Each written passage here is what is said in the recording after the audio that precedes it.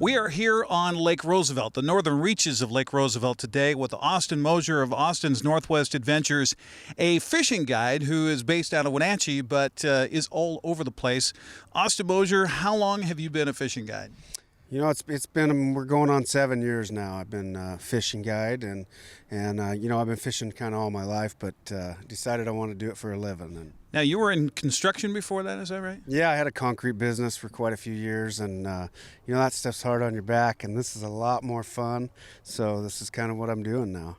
What made you go from that to a fishing guide and deciding to make that jump full-time?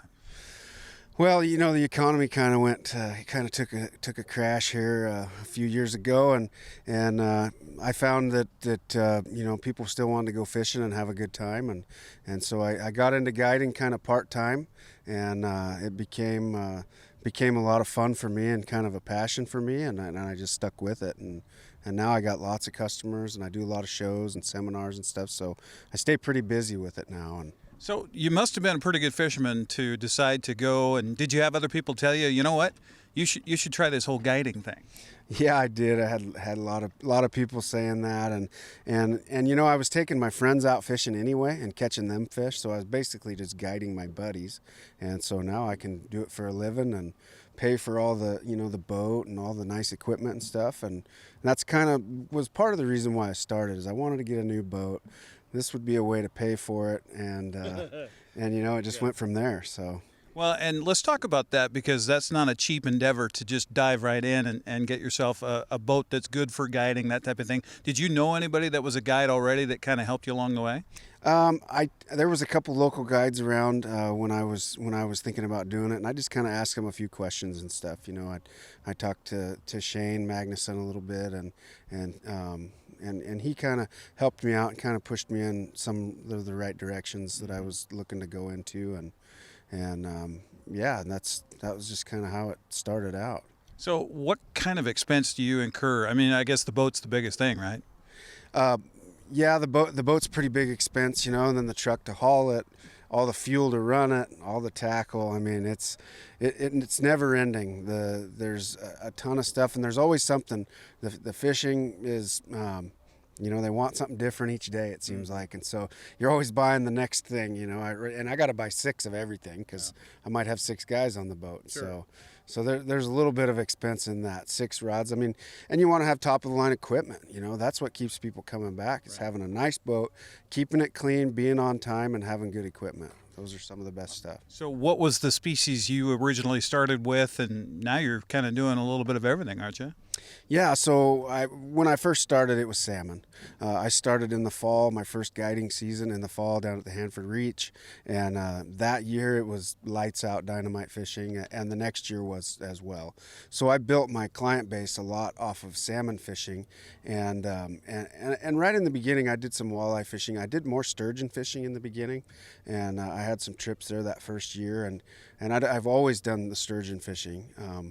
And then we moved into walleye, and then I needed something. I was doing steelhead at that time, and in the winter, and the steelhead, we don't have steelhead season anymore up there. We're not getting the returns anymore. So I found Lake Roosevelt to have these big kokanee in it and nice rainbow trout, and it was pretty popular. So I started doing that pretty regularly in the wintertime, and I'm up there all winter now. Now, you've spreaded your region, too. You're up here all the way. I mean, we're just a few miles from the Canadian border here on Lake Roosevelt, but you go all the way down to the mouth of the Columbia River, right? Yeah, I guide the Buoy 10 fishery down there. That's the month of August, and that is phenomenal. We do coho and king salmon, and we also do crabbing down there. It's a great limit down there for the crabs. It's like 15 crabs, man.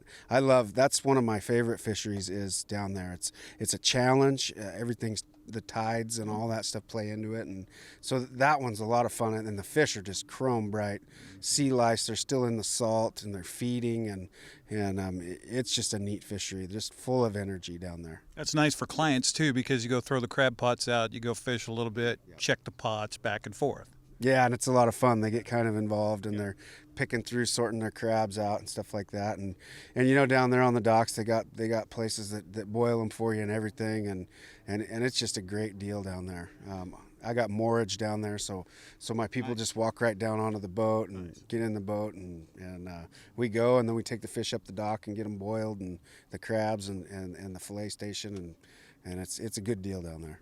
Now, we're talking to an audience that might not necessarily be fishing people. When you see a guide boat, typically they tend to be like yours that we're on today, which is over, 25 feet long, and it's open and kind of a sled. That seems to be more the guide choice than another type of a boat. Why is that? You know, these boats they're a tiller boat, so they have more room in the back to work, and for netting fish you don't have all the things in the way, and you're able to put 6 customers in here, which, you know, that's the name of the game, is making money, and at certain fisheries it's better to be able to put the maximum amount of people in to maximize your income, and this boat is more versatile. I can fish every species out of this boat, and I can fish 6 rods for everything I do. You know, I have 4 downriggers for this, for the upper Columbia and things like that, and kokanee fishing, and also we do a lot of you know, anchor fishing and trolling for like walleye and stuff like that, and I'll run 6 to 8 rods for walleye, especially on the lakes with 2-pole endorsements and stuff like that. We can really branch out, and they're just comfortable. They're open. You know, you're in the weather a little bit, but you know what? We can maximize our fishing and catch more fish with this type of boat, I think. So.